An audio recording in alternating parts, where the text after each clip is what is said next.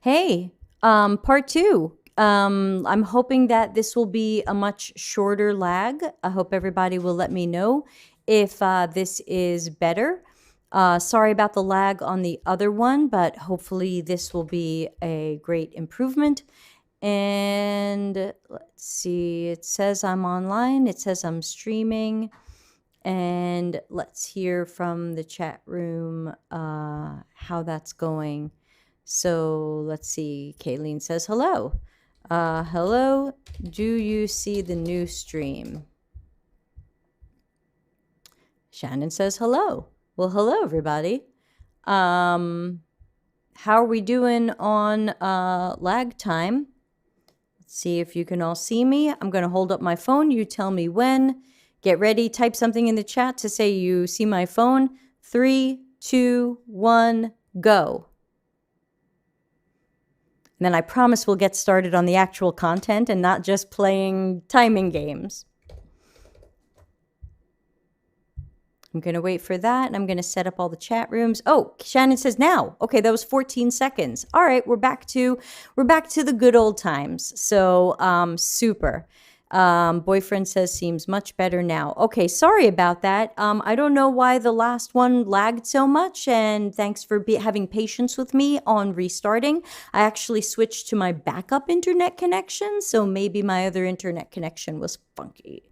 All right, so let's pretend you've watched part one of this, which I'll link to in the description when it exists. And now let's carry on with where we were. Kayleen says it started when the Affinity Diagram showed up. Yeah, I don't know if it's me having some wacky internet. So let's try to show the Affinity Diagram again. And where we left off was, given what I was just saying about personas, do we feel like we have personas? Do we feel like we can recognize differences in the people we met and anything about their needs, habits, motivations, fears, tasks? Do we think we've found anything there? Now, as you think about this and type in the chat room what your opinions are, I'll tell you another story about a project I did last year.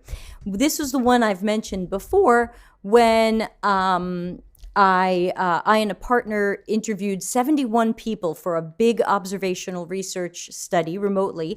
And the company didn't want personas, but we noticed as we were meeting people that they definitely fell into some sort of groupings or buckets. And they definitely weren't personas, but we found that we had what we ended up calling typologies. We found some definite behavior types across people. And so we ended up grouping people into 4 behavior types.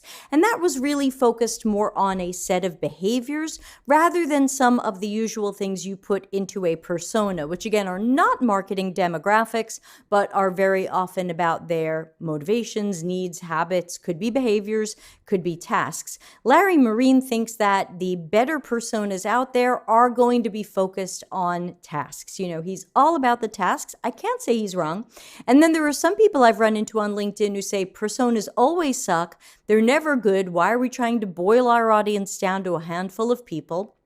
And so I see their point too, but I tend to feel like if we don't find some way to boil our audiences down into something, marketing is going to do it for us. And marketing is going to, in many cases, create what I call lazy buckets, which is Deb is a woman in her 40s. She must have children. Send her lots of ads and stuff about children. P.S. I don't have children. So I'm looking for the chat room to get involved and say, do we see anything from our research, the fake observational research we did, that would tell us we think we have personas here, or maybe we have typologies, sets of behaviors where we can put people into some sort of groups and say, these people behaved similarly, these people behaved similarly. I want to hear it from all of you. I've stopped seeing things show up in the chat, so am I still on the air? Hello? Anyone? Okay, according to Restream, I'm on the air, so fingers crossed.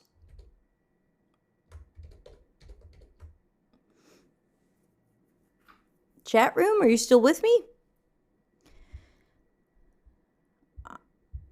What is happening today? I just feel like this is just strange. Oh, you're here. I'm stumped by the question. I was a little stumped by the question too, and that's why I wanted to put it to the chat room and to the low ego action heroes to say, do we see, thank you, Emmy and Erica and M3 and Ariane. Thank you, everybody. Hi. Yeah, I'm just obviously having a bit of a technology day. It happens. So do we feel like we have personas or do we feel like we have typologies? I think if we had seen some people follow a recipe and some people wing it, we might have felt like we either had personas or typologies. Like, wow, these people really did this and these people really did this. And so their paths kind of diverged. And so ultimately our company would want to make sure we created things for people who follow recipes and people who wing it. But we didn't have that. We had 8 people who winged it. So I keep trying to find things that where people really diverged, where we can say, wow, this group really did this, and this group really did this. So again, I'll tell another story while you all think about this. I once did a project on personas where we interviewed, I think it was somewhere between 12 and 20 people. I always forget how many it was. And they all had Parkinson's disease, and they all had Parkinson's disease for roughly the same amount of time. They were all roughly the same age, and they were some men and some women. And we went to make personas out of how they approach fitness and how they approach documenting or tracking their fitness, and specifically using fitness wearables like Fitbits and other things. And what we ended up finding was that quite naturally, as we're meeting people, it was very clear. This stuff just jumps out at you, which is why I'm stumped on this one. Nothing's jumped out at me. It was very clear that there were some people who put very little effort into their exercise, that even though their Parkinson's doctor might have told them it's best for you to get in some exercise every day, even if you're feeling low energy or having tremors, there were just people who did not really want to do it. They felt like my energy is best saved for doing the dishes or something else. They didn't want to exercise. We found there were people in the middle. It was a little Goldilocks and the Three Bears, and the person in the middle was like, I will try to exercise a little bit every day, and I love sharing it on Facebook and using my Fitbit and all this other stuff, but I'm not going to do too much. And then there were people on the far end of the spectrum who were like, yes, I'm going to physically push myself as hard as I can in the hopes that it really helps my Parkinson's or keeps it at bay as well as I can. These were people who had invested in a lot of really interesting technological equipment to track their fitness, even beyond just a Fitbit or a wearable, and it just kind of naturally unfolded. I didn't have to sit in front of a board and think about it. It just fell on me.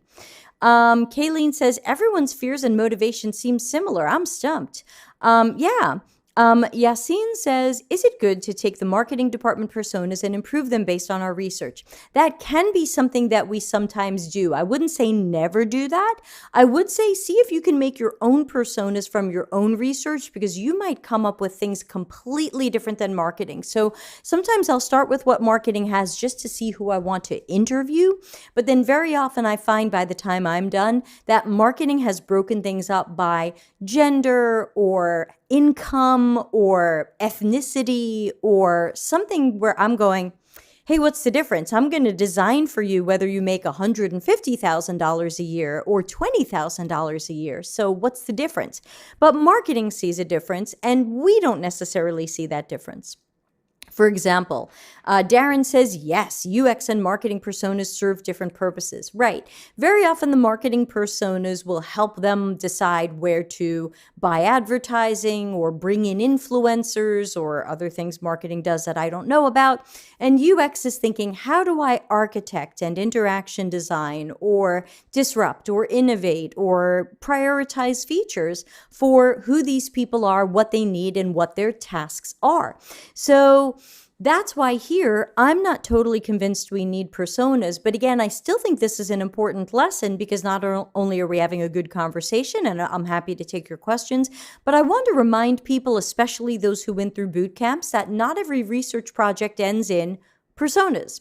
Sometimes you just don't have a set of personas. I'm not sure we have a set of personas from this. We saw 8 people who did very similar things, and where they had some differences, and I can flip over to the task analysis,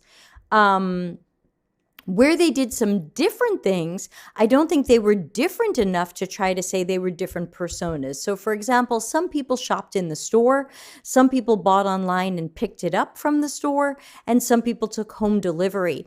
Either way, they got shopping done and they got their ingredients to them. And I don't think those behaviors were distinct enough to try to say, ooh, we've got really different personas here. Wow, these people really took different paths. The way that the Parkinson's disease patients took very different paths with low exercise, medium exercise, and high exercise, plus usually a high investment in exercise technology.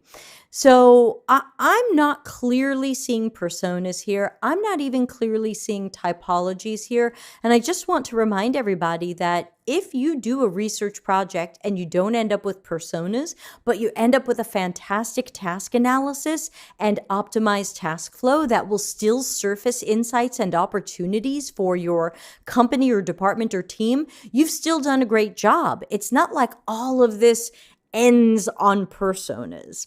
Personas can be great to have, but if you don't have them, you don't have them.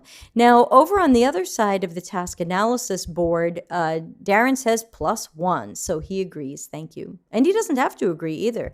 I think Darren and I agree maybe 90-something% of the time, but we're not overlapping Venn diagram circles, and we don't have to be.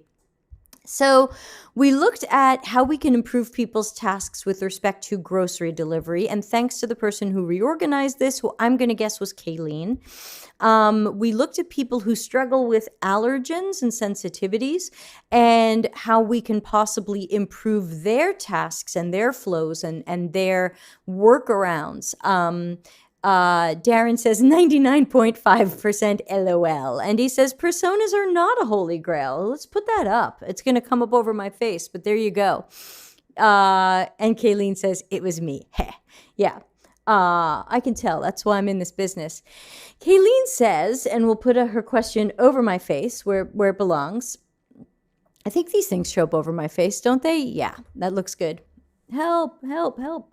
Deb, did you notice a spectrum of motivation spheres ranging from if it's good enough to I want this to taste perfect? Well, let's talk about that a little bit. Did we hear from anybody who had certain definitions of my meal is good enough? Or was everybody shooting for something really good by their standards? Well, of course, we met a few people who were cooking for households where they were pretty sure they were going to be judged by their children or boyfriend's children. We met some households where people were cooking for partners. So, and then some households where people were cooking for themselves. Did we feel like we found people who were really meal perfectionists? I don't think so. Even participant 3, who was cooking for 2 9-year-old twin boys and said she doesn't always get a good score, said she was happy if she could get a score over 8. Was that what she said? Does everybody remember participant 3? I think she's like, I'm just happy if they score me at least an 8. So she's not even shooting for perfection. She's shooting for her own flavor of good enough. So I think that there was a lot of good enough. I don't think anybody saw themselves as the next Michelin star chef. Let's see, cooking assistant. Kayleen called this cooking assistant. What was this? Oh yeah, this was help me find recipes based on skill, tools, equipment, allergens, and preferences. Now that was a really neat idea that, as you can see from the yellows, had a lot of interesting possible automations and places where the system can improve the task or optimize the task or things like that. But we had 0 people work from a recipe, so I don't know. And that looks like that's about it. So this may be one of those places where the best artifacts, documents, deliverables from our research will end up being our task analysis and our optimized task flow. And of course, we are going to work together on writing a report. I think I have the report scheduled for Wednesday. No, Wednesday is Slack monthly networking. So if you're in our Slack channel, which of course is completely free to join, deltacx.link/Slack, we have our monthly networking on Wednesday, which I'll have the link in the, are people writing to me on Slack and I'm not seeing it? No. I'll put that link in the live events channel in Slack. And also, don't forget, everybody, tomorrow is the second Tuesday of April. And you know what that means. The second Tuesday of every month is Three Musketeers office hours Ask Us Anything at 6:30 p.m. Italy time with special guests Darren Hood and Dr. Nick Fine for a special 2-hour version. Toilet breaks included. So let's keep talking about personas and typologies, but let's see. It looks like just checking my calendar. So Monday the 19th is Michelle Ronson doing transitioning into user research. Tuesday the 20th is Office Hours Ask Me Anything with special guest Larry Marine. And Wednesday the 21st will be writing a report. So I'll try to start that report over the weekend. Better write a note to myself. Start micro lessons report. And let's put that in for this weekend, or it's not gonna happen. It's just how it works, people. All right, great. Shannon says, when you recruited, did you ask anyone to make something from a recipe, or was it cook anything? Kayleen says it was cook anything. M324 says, I think it was anything under 30 minutes. Right. So I said, cook a meal that you're going to eat. And since for many people it was morning, it might be breakfast or brunch, and try to keep it under 30 minutes because I have a certain amount of questions that I'm going to ask as part of the interview. So that meant that most people tried to choose a recipe that was relatively simple for them, which for 6 people was eggs, and for 2 people was boiling pasta. So that was why, but I did not tell people do not use a recipe. I just said cook something that you think you can cook in 30 minutes or less that you will then want to eat as your meal. Shannon says, I'm surprised no one did a recipe. I agree too. I really thought we would have some people who were following a recipe, and 0 people did. So, that wasn't a... so can we assume that our target audience are not recipe followers? Well, yes and no. I mean, we had 8 people who were not recipe followers. If we had had a larger sampling, would we have seen 20 non-recipe followers? It's possible. Maybe when you tell someone cook something that's easy for you and doesn't take too long, they're going with something they already know how to make. And that means we can't judge them as an overall audience or persona and say they never use recipes. Well, that's not true. They didn't use a recipe for this particular task, but we did ask people about some of the complex things that they've tried. Some of them sounded frustrated with more complex recipes, like they really didn't enjoy that. But it's always possible that that people do use recipes at other times. So I don't think we can say this was an audience who doesn't use recipes. It just so happened that they didn't, but I don't want to jump to we can say in the report nobody used recipes, and maybe this is a target audience that often doesn't use recipes, but we certainly couldn't say they never use recipes. So be careful of jumping to some conclusions with your research. Kayleen said it was recorded online. I didn't want to try a recipe and fail. Yeah, I think people chose things that they knew how to cook. I think if any of you had interviewed me, and by the way, if anyone wants to run this research on me, let's book some time. I would have to charge you for my time because I can't do this with 50 of you for free. I don't have time in my week. But if anyone wants to do this as a practice session, you have the plan, you have the questions. I will absolutely cook something for you. For me, my go-to would probably be some sort of pseudo Chinese food, with no offense to anybody who either is Chinese or has high standards for Chinese American food. But that's usually my go-to, where I'd probably chop up some meat and some vegetables ahead of time and wok it all up at the end. So Chang says, I'm not too late for the party. No, Chang, you are the party. So I think that, again, if anybody wants to try this with me or anybody wants to practice their interviewing or researching, I'm happy to be your crash test dummy. But again, I can't give away too much of my time for free, so I apologize that is not free. You do not have to pay me an incentive, though. You just have to pay for my usual coaching time. And then if you want me to go over how you did with you, we'll do that too. So back to personas, I put it out to the audience. Some of you watched some of them, some of you watched all of them, and welcome visiting bear. Do you see anything? Again, let's think about motivations, fears, habits, behaviors, needs, and tasks. Did we see? Now, again, 8 is a small group. When I'm trying to make personas, I usually try to meet at least 20 or 30. Some people say that's too many, but I think that with 8, you run the risk of a little bit of 8 fluky people, or 8 people who just happen to do the same thing. So, Chang says, you got it. Chopped meat and veggies stir fry. Yes, but I'm not sure any actual Chinese or Chinese descended people would like my cooking. I can only say it is Chinese American style, Chinese American inspired. I like my own cooking. That's all I have to tell you. And I would not be working from a recipe either, because I would want it to fit into the time. So I would go with something I know.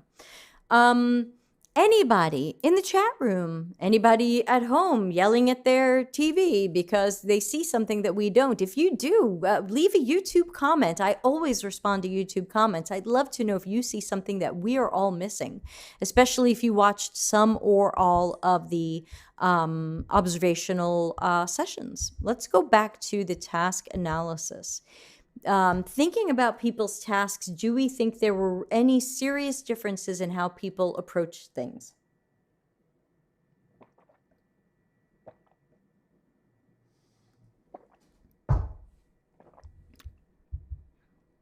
Now, we also had people who cooked for themselves and people who cooked for others as well, partners, children, households. I'm not sure we saw a huge difference from those people either, because even though they were cooking for more people than themselves, they still had very much the same task: the shopping and buying, the preparing, sometimes the allergens, concerns about allergens or allergies or preferences. Do I want to cook something fresh or microwave it? So that's why I named this, Do We Need Personas? Because I would love for people, that's one thing I talk about when I look at people's portfolios and they interview 3 people and they make 2 personas, and I say, why? Are you sure you needed personas? Are you sure you had personas here? I would love to see some critical thinking. Was everyone here Friday for Critical Thinking with Dr. Seth Finkel, episode 106 in the live podcasts playlist? Chang is putting up a picture of me doing this. So I'm not sure we have personas, and I would tell all of you, you don't have to end up with personas. Even if I made a proposal to a client and I said, we will make you personas and we will charge you for X hours of work. If I felt like I didn't have it, or I ended up with more simple typologies, I would just build them for the time I spent. And I would just say, here's why we didn't have personas. So that could be something that ends up in our report. We thought we might have 2 or more personas, but we found that the 8 people we met, blah, blah, blah. And maybe if we had met 30, we would have really found some differences in need, motivation, fear, task, goal, objective, whatever normal effort normally separates personas. I saw some garbage on LinkedIn recently, which I put on my reactions list, and it was like, here's how to set up personas, and I always break them down by tech savviness or something like that. It was some meme-y looking thing. And I just want to remind everybody watching that that doesn't make sense either. It only makes sense if that's how you find that your audience is broken up. And in our case, our audience is definitely not broken up by tech savviness. Everybody was fairly equally tech savvy. In fact, many of you are quite tech savvy because we pulled from the audience here, and you're all pretty good with tech. We didn't see anything different across genders. So very often boot camps say make a man persona and a woman persona. Well, we met how many men? Joel, Pier Mario, Randy. Was it just 3 men? Was it 3 men and 5 women? I think it was 3 and 5. So we had not quite 50-50 gender, but I didn't see any differences in how the men behaved versus how people identifying as women behaved. Kayleen says, if we can't find archetypes or patterns, is it worthwhile to sum up all 8? What I would end up doing in my report is I would use the task analysis to say, here's where people tended to do the same thing, and here's where people tended to do different things or have their task or path branch. But again, that's mostly going to be what the task analysis will show. And again, normally I would draw the lines between these things since it is a little bit of a flowchart variation. I never drew the lines. I was making sure we had everything in place. Oh, excuse me. Yassine says, sometimes I think making personas is like creating stereotypes. I think that's one of the big downfalls of personas, especially when done badly. I've definitely seen personas accidentally look like stereotypes. And I also noticed that, Kayleen, I'll answer that in a moment to continue with what Yassine said. Look, we've got a picture of you. I hope I'm pronouncing your name okay. Let me know if I'm not. I have seen a lot of personas come out of boot camp portfolios, and they have been heavily stereotyped in many cases. I have seen, here's our man persona and here's our woman persona. I have seen, here's our white person and here's our black person, or our non-white person, or our person of color. And I just thought like, oh God, cringe. Like these buckets don't make sense. Okay, thank you, Yassine. I've seen that, and that felt kind of cringy and over-reliant on stereotypes. I remember one persona which was for like finding a local guide when you travel. I think it might have been a boot camp project, and they had made like a chat bot that would be like your tour guide, and they made the most stereotypical chat bot for the region and the country that they pretended in their designs. I mean, imagine the most stereotype of stereotypes being the little illustrated face and body of the chatbot character that was going to be your tour guide in the country. And at one point, the person even wrote like, I don't want to get too into stereotypes, but I named this person this stereotypical name, and I made them fat and bald and this and that. And I was like, you just played into every stereotype possible. I think you even gave them like lederhosen. Like, this is lazy and this is unfortunate. And I don't want us to do this to any group, ethnicity, region, etc. And I think marketing can be guilty of that as well. Like, hey, yeah, white people are doing this, or people with higher incomes are doing this. Well, no, you don't know that. They might have more, they might make more, but they might spend more because they have parents to take care of, children to take care of, a double mortgage, whatever. So definitely, everyone listen to Yassine and be careful. Do not let your personas end up what I call lazy buckets, and do not let them end up stereotypes of any group in any way. Ooh, always makes me shiver. So I know we're coming up to time for today. I don't think we have to run late. I'm not sure we are clearly seeing personas here, and that's fine, because if you've been watching this channel a while, you know that while there are things I like about personas, and I do like to make them where they kind of naturally rise up and make sense, as on other projects I've had. I am not afraid to say personas don't belong here, or I just found some behavioral typologies and I'm going to run with that. The behavioral typologies we found for the client last year, without giving too much information away, had to do with the amount of effort the user was willing to put in towards researching something before they did a thing. So everyone had to do the thing that was inherent in this research, but not everybody had to research it first. Some people could just do the thing and do the best that they could. So we found that there were people who did no research and just did the thing, and they were happy with that. We found that there were people who did a little research just to feel better about what they were doing. We found that there were people who were monster researchers, spending hours on all kinds of aspects of what they could look up, and they had workarounds and browser plugins and all this stuff. It was like purple sticky city. And then we discovered a fourth typology late in the game, who were people who were so sick of doing a huge amount of research that they reduced or stopped their research, essentially moving back to the second level, the small researcher. But we really wanted to document how they had been heavy researchers and kind of slid back and kind of gave up on research, wondering if it was even worth the effort. So we came up with these 4 types that were based on how much effort people were willing to put into research, but we didn't really identify any other aspects about them, but it was still helpful to the company because it tied into some of the behaviors that we were seeing in the observational research. So I'm going to flip away from the board and go back to a giant picture of me. Hello. Ooh, this chair. Y'all know I've got a chair. So any last thoughts or questions on the whole personas question? And, could they have fit in here? Do we need them? How do we divide them up?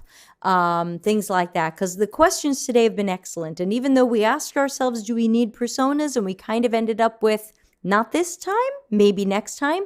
I'm still curious if anybody has any other questions or concerns or wants to get some persona questions out there before we wrap up for the day.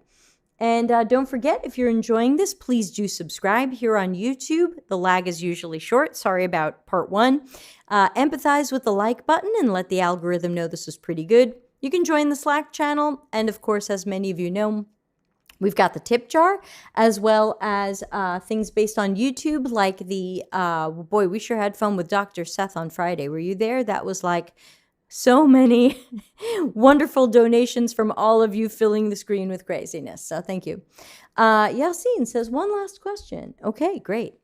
One last question. How about extracting personas, call them segmented audiences like Full Story or Hotjar or analytical tools? You can try that, but again, I would still say take those buckets or audiences and go meet them through Zoom or in person when it's safe, and do some research with them, some live tasks and observational studies, and then figure out if what your persona groups are. Because the way that Full Story or Hotjar might try to group people might just be regional, might just be by the funnel. Here are people who went from this page to this page. Here are people who did this. Full Story might say, here's your people who are rage clickers. Here's your people who didn't scroll down past this part of the page. That doesn't really tell us enough to architect and interaction design for these people. It doesn't really tell us enough to decide or prioritize features. And Darren says, just in case this helps, I remember using personas to help broaden an agile team's perspectives on who we were designing for. They had one persona when I came on board. They grew to 15. It helped immensely. Yeah, and some people say try to keep your personas to 6 or under, or make multiple sets if you think you're going to have that many. So these are the end user personas. These are the people in the company who tend to shop for this service and make the decision, but then they don't use it. So sometimes you have sets of personas, and that's how you end up with so many. But I know for many, they suggest the rule of thumb is try not to have more than 6 in a set. It can get a little unwieldy. So that's how you could end up with 15. Maybe you had 2 or 3 sets. Yep, Darren says, yep, use multiple sets. Excellent. Good job, Darren. I didn't have to tell you that. So yes, good job, Darren. So again, I would say, learn what you can from analytics tools, but don't expect them to really create personas for you. They can give you a clue on who you should go out and meet and learn more about and see if you have more color and information for your personas, but you can't just go by any analytics tool that says like, hey, you have people who don't scroll past this thing. Okay, now what do I do? How's that a persona? What's their motivations, needs, tasks, behaviors, fears? We don't know. So make sure that it's not really a persona if you don't have that color. That's also why we don't make personas from surveys, because a survey usually doesn't give us that color of, again, needs, tasks, motivations, fears, behaviors, preferences, goals, things like that. And of course, as you all know, I also don't suggest building personas in design by committee group workshops, because typically what ends up happening is we're not working from great qualitative research. We're not working from observational studies. We're usually, but not always, asking the people in the workshop, what do you think the customers are doing? Or what do you think are their qualities? Or what do you think they're motivated by? And we're not working from what we saw.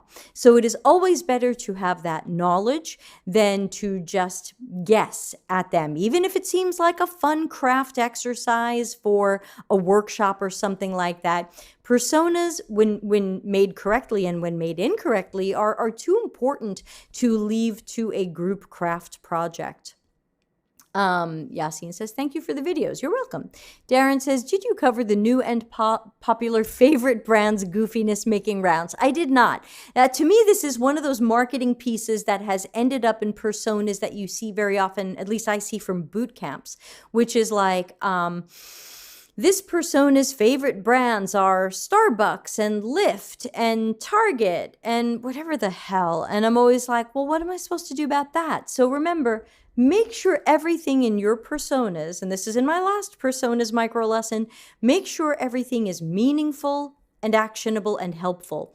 If the worst one in the personas that I see is how kind someone is. There's like this weird bar chart with no labels of how kind the person is. And I'm like, hey, guess what? I also design for jerks. I design for losers. It doesn't matter how kind they are. It doesn't matter their Myers-Briggs. It doesn't matter if their feet are smelly. It doesn't matter any of these things. Darren likes my graphic. Thank you very much.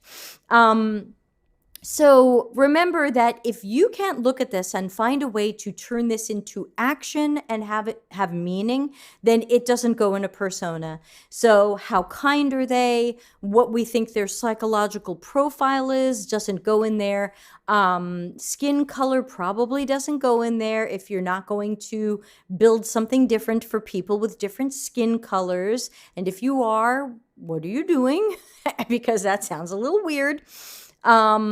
So remember that everything that goes in there must be meaningful, actionable, and helpful to your teammates, helpful to your future self. Otherwise, get it out of your personas. So my personas do not have weird unlabeled bar graphs of how much they like Starbucks. It doesn't have weird unlabeled bar graphs of how kind they are. If tech savviness is relevant to what I'm doing, I will put that in. Someone asked earlier about Internet of Things. We didn't find a lot of people who had a lot of Internet of Things. Those who did mostly asked them to be timers. So people had all these Amazon Echoes and Google Homes, and they asked them for timers. Any other last questions? I'm here a few more minutes. These are great questions about personas and conversations worth having. So let's get it out there. If there are personas questions, because today we did not make personas, and we wanted to, and we tried, but it just wasn't a fit for this project. Again, if we had met 30 people instead of 8, maybe we would have found something that could help us create personas. But at the 8 people we met who seemed like they did so many things in similar ways, I'm just not seeing personas or even typologies. And even Darren's here. If he saw it, he would jump up and yell it out. So if there are any other questions, let me know. Otherwise, we will be winding down. And again, back tomorrow with Darren and Dr. Nick for our extended 12-inch dance remix long version of Office Hours Ask Us Anything. Remember that you can ask your questions ahead of time. And I've got some links I can put up on the screen. Press this button. So remember, deltacx.link is my URL shortener. You can put lots of stuff on the end of that and get to lots of stuff, like /events for our calendar of live events, /reaction to give me something to react to in Friday videos, /ask for office hours, ask me or us anything, /coaching to book some coaching time, /portfolio-review if you want a portfolio review and you haven't already gotten one from me, /giveaway. The giveaway of this month is a free hour of coaching with me. You could use that to do a fake observational study. Or whatever the heck you want. Does not expire. So do deltacx.link/giveaway to enter the giveaway. Ta-da! What else? And don't forget the new HR training is out there, and it should be your answer to every crappy thing a recruiter or HR person sends you. deltacx.link/HR-training. So tell the world. It's free. It costs them nothing. I don't even put them on a mailing list. It is genuinely free. They are not for sale. Kayleen says, what do I type into the giveaway text box? Oh, I thought it was your who you are, so I can find you later. I know you're Kayleen. I think it's just name. I'll have to take a look. Let's take a look. What happens if I type deltacx.link/giveaway? What does it say? Oh, that's true. It doesn't say. I'm terrible. Okay, let me go fix that now. Thanks to Kayleen. What would we do without her? I will go be clearer about that. You could put name or email. If I know you and you know I know you and we're in the Slack channel and we hang out, put your name. But if I don't know you and you're new here, maybe put your email so I can email you and say, you won. Enter your email so I can contact you if you win. Okay, now it says that. All right. Chang says, I just typed talk with Debbie. Well, then how am I going to know? What? So if you win, it's going to say talk with Debbie? No. That's not going to be good. What? All right. Well, we'll deal with this at the end of the month. I can always write to the Slack channel and say, which one of you wrote this? You won. So Kayleen says user testing. Yeah, exactly. Look, I get it wrong too, everybody. I love doing user testing because I love fixing anything I got wrong. So there you go. LinkedIn person says, what's the Slack channel? Yep, the Slack channel you can find at deltacx.link/join Slack. We've got about 600 people there now. I would say maybe 30 to 50 people are pretty active. Some people are lurkers and some people have stopped showing up, but hopefully they know that it is a friendly, something has happened. I'm getting emoji explosion. Somebody did something. Thank you to something somebody did. I'm supposed to get a message coming up saying what happened. Who did what? Who did what? But thank you. I'm not getting the message of what somebody did. If you typed a URL, my message system will suppress it. So that might be why we didn't see who did what. But thank you. Somebody evidently did something. And donated maybe a small amount of money. Let me try reloading and see if it'll come up again.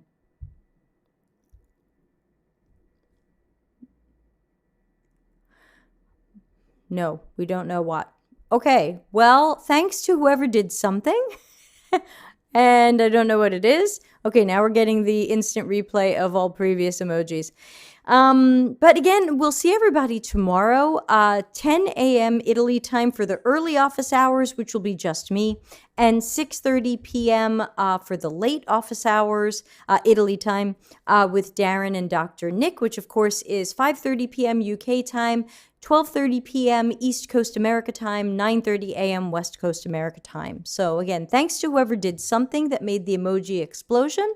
I appreciate whatever it was and whoever it was, and I'll have to find out what it was and why the message didn't pop up. More user testing. All right, I'm going to play us out of here. Thanks for hanging out today, everybody. I have to go glue part 1 and part 2 together in some way, and I will see you soon. Thanks. Delta CX, available for CX and UX consulting, projects, and training. Contact us for a free consultation